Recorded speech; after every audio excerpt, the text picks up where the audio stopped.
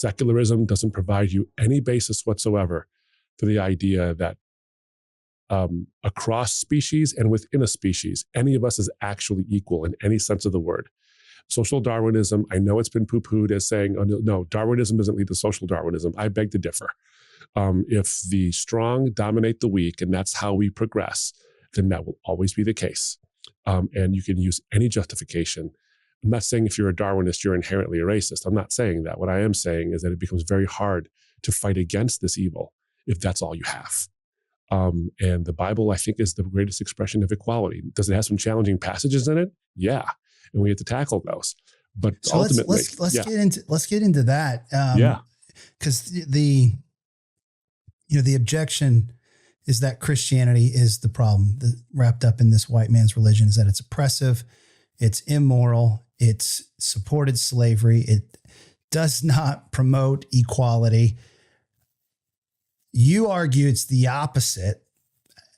What is the biblical justification then for a belief in equality? And what is it about the biblical message that leads to equality or justifies a belief in equality, as opposed to what the opponents are saying, that Christianity robs of it all? Yeah, well, absolutely. And I think that there's two bases for this. The first one is more of a philosophical and theological that's not unique to Christianity, but I think eventually finds its unique expression in Christianity, which is the existence of moral values in the first place and moral obligations. I remember sitting across, I talk about this in the book quite a bit, actually. I remember sitting across the table from a young African-American guy who had left his faith altogether because he identified with somebody from his past who was an atheist, and a black man who is an atheist because Christianity was the quote unquote slaver's religion. And he bought into this.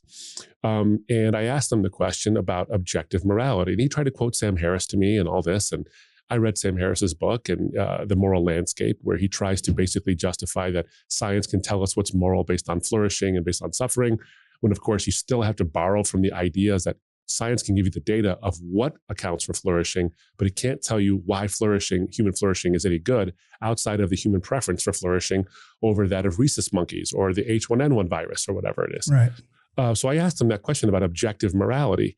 And essentially he had to agree that his sense of outrage at racism, as justifiable as it is in my worldview, and as admirable it is in his expression of it, makes no sense in a naturalistic framework. There's no hook to it, because morality is an inherently personal thing.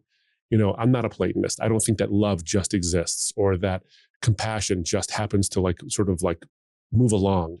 And even if it did exist, it would violate itself, because love, because it's effete, doesn't love.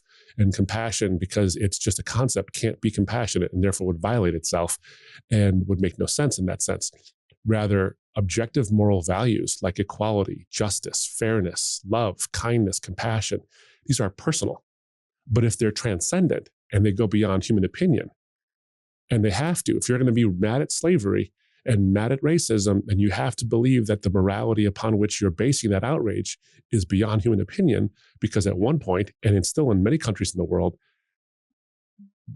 thinking someone is lower than yourself because of their ethnicity is perfectly permissible. And in some countries, it's legal. And in this country, it was perfectly legal to own a person as property based on their race. And that was human opinion. But it was wrong then, and it's wrong now. So he had to eventually agree that his outrage had no basis, because if morality is personal and morality is transcendent, then it has to be based on a transcendently moral person.